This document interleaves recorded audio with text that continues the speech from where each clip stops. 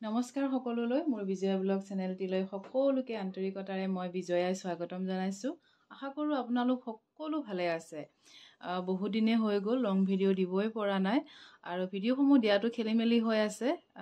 যিহেতু এয়া আপোনালোকক দেখাইছোঁ মই এই ঘৰটোৰ পৰা বেলেগ এটা ঘৰলৈ যাম, গতিকে আপোনালোকে গম পায় যদি ভাড়া ঘৰত আছে কিমান খেলি মেলি হৈ যায়। আচলতে বস্তুসমূহ দেখাত একোৱেই নাথাকে ঘৰটোত, কিন্তু যেতিয়া বেলেগ এটা ঘৰলৈ যোৱা যায় তেতিয়া বহুত বস্তু ওলাই যায়। আৰু এয়া দুজনক মাতিছোঁ, যিহেতু আমি ফাৰ্ষ্ট ফ্ল'ৰত আছিলোঁ, গতিকে নমোৱাত অসুবিধা হয়। আৰু এয়া দুজন তিনিজন আহি লাহে লাহে বস্তুসমূহ লৈ যাব এতিয়া। আৰু সেয়া যেনেকৈ পাৰিছোঁ তেনেকৈ সমূহ টোপোলা বান্ধিছোঁ।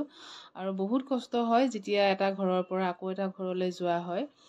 আৰু সেইখিনি কৰি মেলি আবেলি সময়ত অকণমান বজাৰত যাবৰ কাৰণে ওলালোঁ, যিহেতু দুটামান বস্তু কিনিবলগীয়া আছে।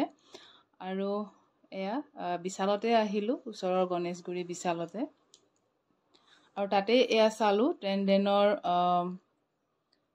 গেছ চিলিণ্ডাৰটো আছেই, গতিকে ওপৰৰ বাৰ্ণাৰটো চালোঁ, বাজাজৰো চাইছোঁ। আৰু আচলতে মই মিক্সাৰ এটা বহুত দিনৰ আগতেই, আজি 13-14 বছৰৰ আগতেই কিনিছিলোঁ, বিশালৰ পৰাই কিনিছিলোঁ ট্ৰেণ্ডেমৰ, কিন্তু বহুত ভাল পালোঁ। আজিলৈকে সেই বস্তুটো বেয়াই হোৱা নাইকিয়া। আৰু আজিও ভাবিলোঁ কিবা এটা সেইটো কোম্পানীৰে লৈ যাওঁ নেকি, আৰু কিনিলোঁ। আৰু এয়া চাওক, অলপ অলপকৈ আনি আছোঁ এয়া নতুন ঘৰলৈ, যিহেতু কাপোৰৰ টোপোলাটোৱে বেছি আৰু কাপোৰসমূহ এনেকৈ বেড কভাৰতে টোপোলা বান্ধি লৈ আহিছোঁ। আৰু ইয়াতে এতিয়া থ'ব লাগিব লাহে লাহে, আৰু সকলোখিনি লাহে লাহে হৈ থাকিব। তাৰপিছতে অলপমান কৰাৰ পিছতেই, যিহেতু নতুন ঘৰ, দেউতা আহিছিলে, দেউতাই পুথি এপাত পঢ়াইছে, পুথি পাতেই কৰিলোঁ, বেলেগ একো কৰা নাইকিয়া। কিবা এটা ঘৰত ভাড়া ঘৰেই হওক, সোমালে অকণমান নিয়ম অকণ কৰি সোমালে ভাল লাগে। আৰু সেয়া দেউতাই পুথি পঢ়িলে আৰু আমি সকলোৱে প্ৰসাদ খালোঁ। খাই মেলি এয়া পিছদিনাখন হ'ল। ৰাতিপুৱা যিহেতু ল'ৰাৰ স্কুল আছে, গতিকে সোনকালে উঠিলোঁ, গোটেইখিনি কাম কৰি মেলি এয়া লৈছোঁ ভাত বনাবৰ কাৰণে। এয়া চিকেন অলপো আনিলে, সেইখিনি দুপৰীয়া সময়ত বনাম। আৰু এয়া চাওক, মই আজি তাক আলুৰ পৰঠা বনাই দিম বুলি ভাবিলোঁ।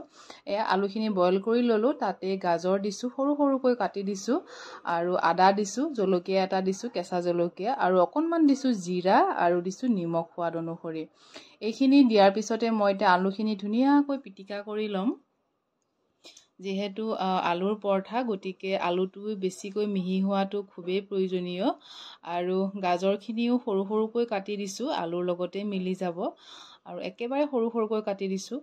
আৰু এয়া চাওক, ধুনীয়াকৈ আলুখিনি মিহি হৈ গৈছে। এতিয়া মই আটাকেইটাও মাৰি থৈছিলোঁ অকণমান গৰম পানী আৰু নিমখ দি।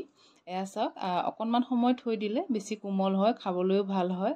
আৰু এতিয়া মই এটা এটাকৈ লাডু বনাম, আৰু কেনেকৈনো বনাওঁ আপোনালোকে ভিডিঅ'টো স্কিপ নকৰাকৈ শেষলৈকে চাব। এয়া চাওক, অকণমান মাছটো মই গাত কৰি দিছোঁ। এতিয়া ইয়াতে আলুৰ এই পিটিকাখিনি অকণমান ভৰাই দিম, ভৰাই পেলাই এইটো বেলি দিম। খাবলৈ খুব ভাল লাগে। আচলতে আমি ৰাতিপুৱা সময়ত ল'ৰা ছোৱালীক টিফিনতনো কি দিম তাকেই ভাবি থাকোঁ, আৰু অকণমান সলাই সলাই দিলে তেওঁলোকেও খাবলৈ ভাল পায়।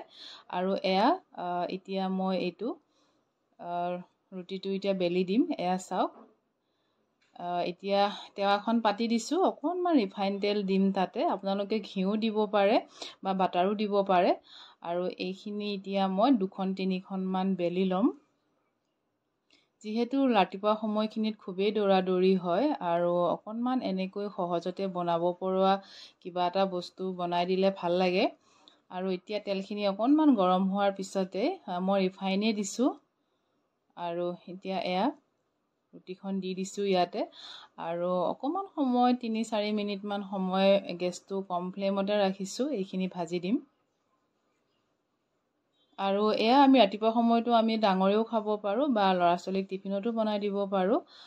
আজি এইটোৱে টিফিন বনাইছিলোঁ, গতিকে আপোনালোককো মই দেখালোঁ মইনো কেনেকৈ বনালোঁ। যদি ভাল লাগিলে আপোনালোকেও এনেকৈ বনাই দি চাব বা এনেও বনাই খাই চাব। একেবাৰে চিম্পুল, খাবলৈ খুব ভাল পাব। ধন্যবাদ সকলোকে ভিডিঅ'টো শেষলৈকে চোৱাৰ বাবে বহুত বহুত ধন্যবাদ। যদি ভাল লাগিলে লাইক কৰিব, কমেণ্ট কৰিও জনাব কেনেকুৱা পালে। আৰু মোৰ ভিডিঅ'সমূহ চাই যদি ভাল লাগে প্লিজ মোৰ চেনেলটো ছাবস্ক্ৰাইব কৰিব বুলি আশা ৰাখিছোঁ। আকৌ লগ পাম নতুন ভিডিঅ' এটাৰে। ধন্যবাদ।